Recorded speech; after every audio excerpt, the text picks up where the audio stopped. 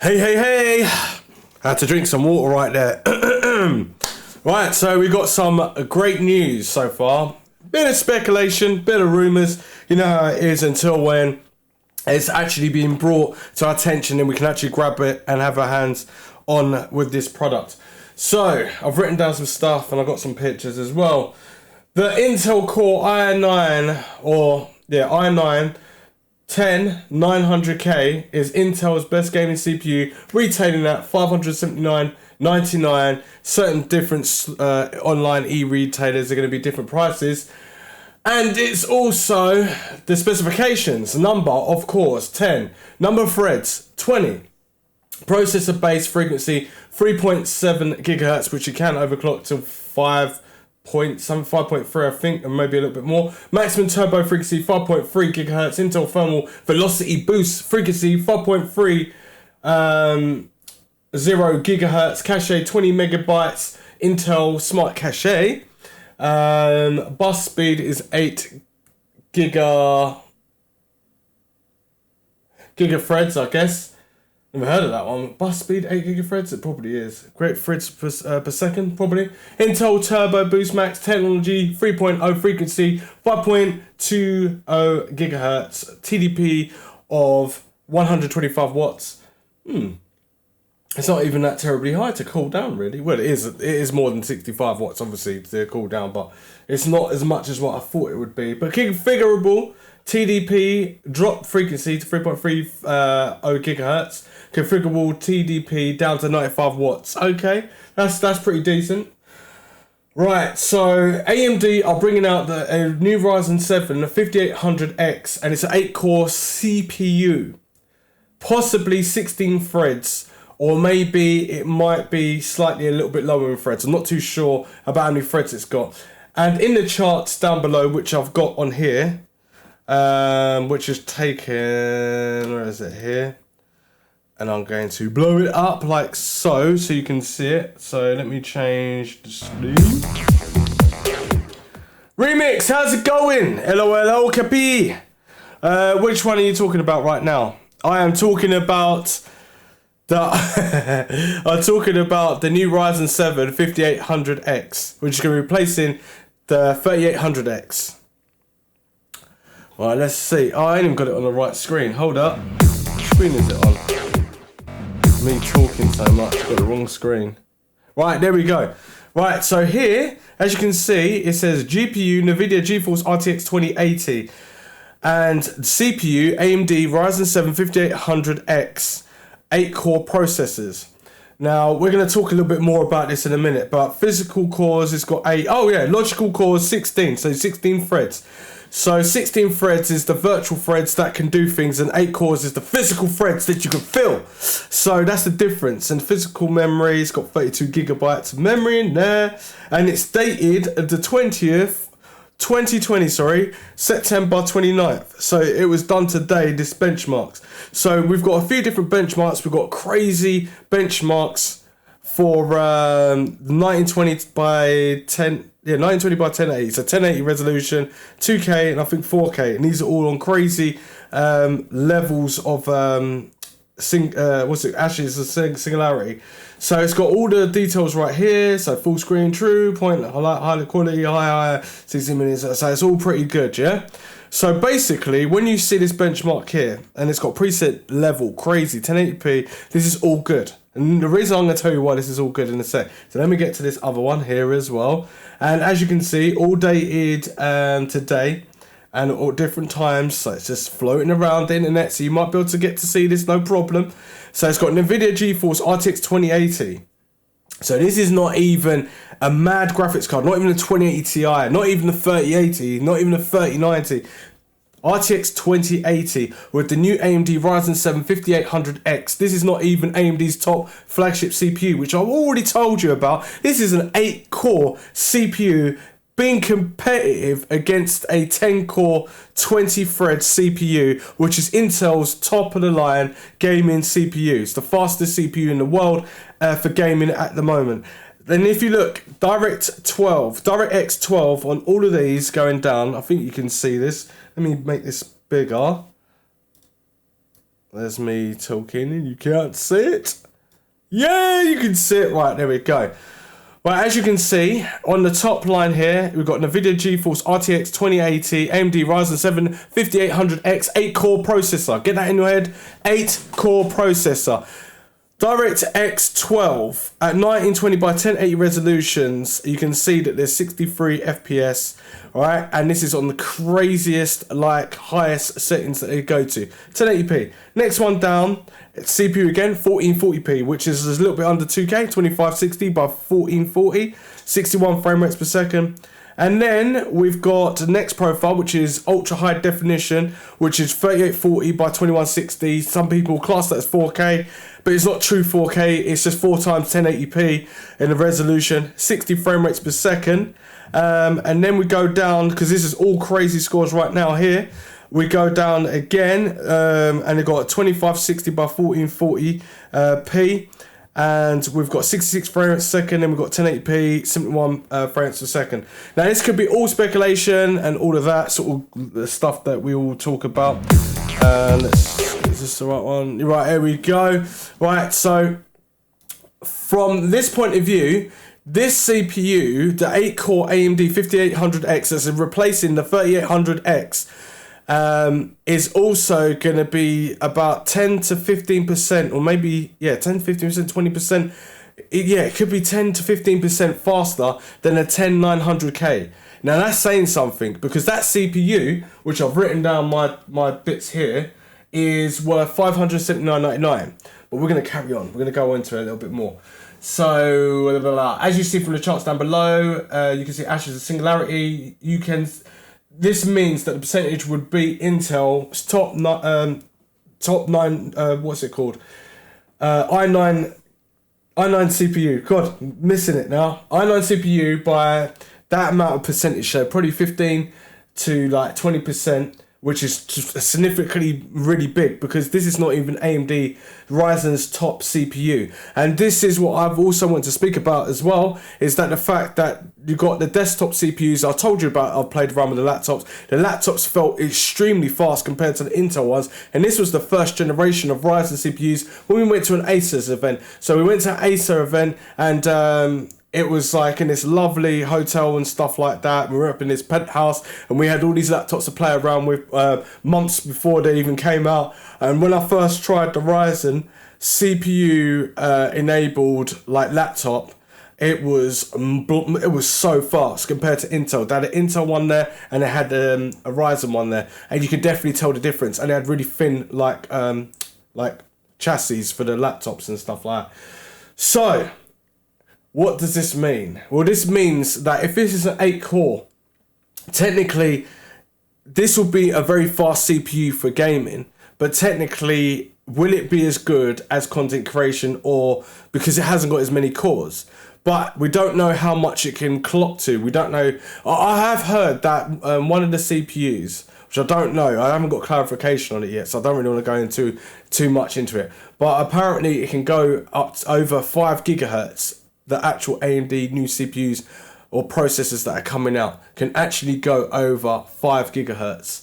And that's really impressive, because technically if the drivers come out, that's going to be good, because hopefully the drivers are going to be good that come out. That's what I mean. And that means that the TDP should be nice and cool, because AMD have had a long time. They've had like 3 years to work on keeping these CPUs really cool with their CCX like chips that are involved in the CPUs, and that obviously what is it on 7 nanometer what you call it silicon.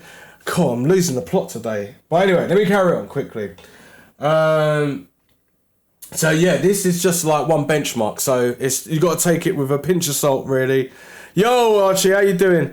You got to take it with a pinch of salt, because technically it's only one benchmark. It's not a whole lot of benchmarks. Really, we want to see a lot more benchmarks. And when we see a lot more benchmarks, then we can differentiate between like what CPU is going to be definitely decent for what I need. So saying this, that 8-core CPU will be perfect for gaming, but for gaming only, and maybe a little few tasks on the side. But when it comes down to like streaming, it should be pretty powerful for that as well.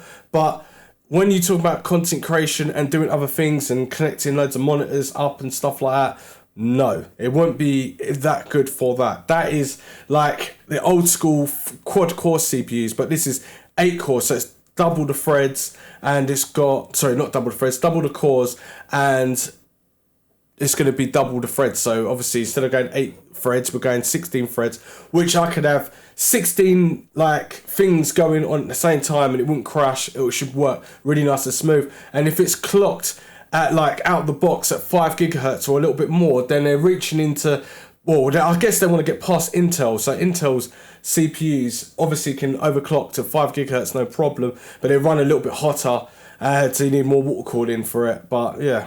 And you know what? There's going to be no more bottlenecking. This is what I like about this. There'll be no more bottlenecking for these new graphics cards coming out. So you got the new AMD 6900X, 6800X, 6700X, 6600X, and I think 6500X.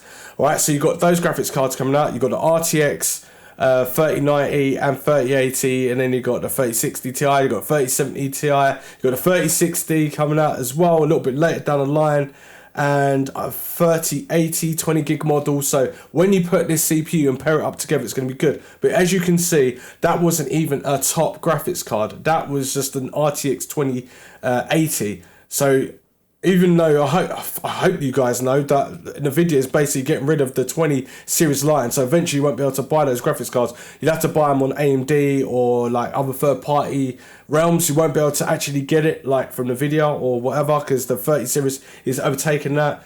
So that is the point that I wanted to make, that this is going to be a killer, and this is a step down in, this is not even AMD's top CPUs, and it's still competing and beating only in one game that we see, in one benchmarks. The leaks, I did say, are going to start to come out, so you'll start to see some more leaks. What are we in now? Is this Tuesday or Monday? I can't remember what day it is. Where is it? It's Tuesday today, so you start to see some more benchmarks probably coming the end of this week, and definitely following the other weeks as well. And we're going to get more closer to seeing how we can kind of work out these rumors and stuff. There is some equations that you have to work out, and how to be able to work out how fast these CPUs are. I'll let the other people work that one out. But anyway, AMD have gone past the 4000 series and have gone straight to 5000 series to match their laptop CPUs, so they're all the same mark. So basically, when it comes to Intel, it's like, oh, you got Core i3 and it's some weird number, then you got like a desktop version, and it just gets all confusing. It's just like loads of people got loads of CPUs in the bottle and just went and then put them all out, and it's got different name brands and stuff like that. These will be easier to be able to understand. So you will have like a Ryzen APU laptop chip, and then you'll have like a desktop chip as well. So it just all makes sense, and it keeps it all like uniformed, which I like. I like that. The 5800X will replace the Ryzen 5800X. This is what I hope to expect from AMD, really crushing the competition. I would like to see the price undercut Intel by a significant amount. Drivers are ready to go, and the CPU doesn't run too hot. I would like the CPU to be able to run at a decent level, because if it runs at a decent level, you won't have to spend too much money on the CPU air cooling. Actually, I would like to be able to see this on running on air, and beating most things on water. But even though, if you look at AIOs and CPU air coolers, I would say sometimes the CPU air cooler is better than AIO. But custom water cooling is a little bit different, because if you find the right coolant, you can get better, significant lower temps, and you use the right thermal grease or thermal compound, whatever you want to do, liquid metal, whatever you want to call it, or you take your CPU apart and then you delid it and you mess around with it like that. I don't obviously want you to do that, only for people that they're enthusiasts and they know what they're doing with overclocking and stuff like that, or if their CPU needs shaving down, because if you want to test how good your CPU is as well for cooling, I ain't got a CPU around there, but if you've got like it's better to do it with Intel, because if you try and do it with Ryzen, you might bend the pins. But the Intel CPU might have like a rounded bit like this, and if you shave it down, you can have it so it's more of a flatter contact to the surface, and it spreads out the heat dissipates better and better for cooling. And there is different techniques as well, how to put the grease or thermal compound onto the CPU to give you more leverage, more performance, and then you can overclock a little bit more for the enthusiasts, for the enthusiasts, and then obviously the ones that are not enthusiasts, you just want to put something together and it works, but you still have low temperatures and the fan's not ramping up because it's your new build, then that's what you can do. And also because the X model as well, I would like to see how far I'll be able to overclock this on air on a 7nm platform. And it's clear, if I'm not even too sure if they're going to bring out CPU air coolers for the AMD platform still. I'm not too sure. Because every time I get one, I just leave it in a box and it's waste. But it's good if something goes wrong with other CPU air coolers, which probably wouldn't. But if it did, you've got a spare and you can put it on there and still carry on what you're doing. This will also show that new CPUs from AMD will not bottleneck from the new GPUs that are coming out already and already released. It's just the RTX 3080 and RTX 3090. And then obviously AMD's new CPU graphics cards coming out. We don't want to see any bottlenecking, but it just shows that you can go, it's like backwards compatible. That is the performance just for the RTX 2080. That is pretty decent. And as I said, there will be more benchmarks coming out in over the coming weeks, and probably sometime this week as well. At the moment, it's purely speculation, but really does look promising from AMD. What do you guys think that is going on in the world today with AMD? Are you happy that they got this new chip that's going to be coming out, which is, well, they're going to have a few lines of the CPUs, but they've gone right past the 4000 series, straight onto the 5000 series to keep everything uniformed. And it looks like these CPUs, I did say they were going to be monsters, and their graphics card is going to be a monster as well. But this is nuts. This is nuts. I guess some people were speculating to think that there's going to be more cores. But if you've got more cores, it creates more heat. So if you want to game and overclock more, this is what I think AMD is going to be doing.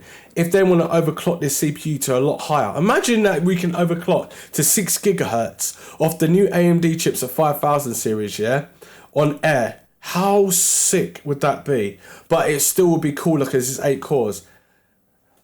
Who knows? Who knows? Right, where's my questions? Have you got any questions for me, guys? I need to know. Have we got any questions for me? Right, gut. Is there a price already? What for, that CPU? No, it's not a price yet. It's all speculation at the moment. And leaks and stuff and rumours. But at the end of the day, some of these rumours do turn out to be truthful. But I still need to speak to AMD, which I keep forgetting. I'll speak into NVIDIA, find out all the other stuff. But it's pointless speaking to NVIDIA now at the moment, because some people will say NVIDIA's to blame. Some people will say NVIDIA's not to blame. But NVIDIA's meant to overlook the graphics cards that they give a reference to these board partners, because they are board partners. They are not. It's like me giving out, I don't know, a reference of my keyboard. And if I put it out and it's not very alike, and I'll get to these third-party people, board partners, and they don't follow my reference design, then I'm going to be really annoyed, because if people all around the world are complaining about it, that means that's making me lose business. So I think the other day I said NVIDIA is not to blame, but I guess in a way they must be to blame, because they must oversee things. Anyway, if you're new to the channel, subscribe, like, and obviously switch that notification bell on. Please do not forget to switch that notification bell on. Then you'll know when I'm online and flying high. Frick Torkelson. Hey man, how you doing? The new 10600K i5 is a flipping beast. It is a flipping beast, but these new CPUs that are coming out are going to be even more beast mode. And I'll tell you what, it's so good because it's competition, so we're getting more for our money. I hope as well that everything goes right with these drivers when things come out. But anyway, I think I'm done now, unless you've got any questions for me. What does Cappy? What does gut? Is that a gut feeling that you've got? It's all good. It's all good. Right. Okay.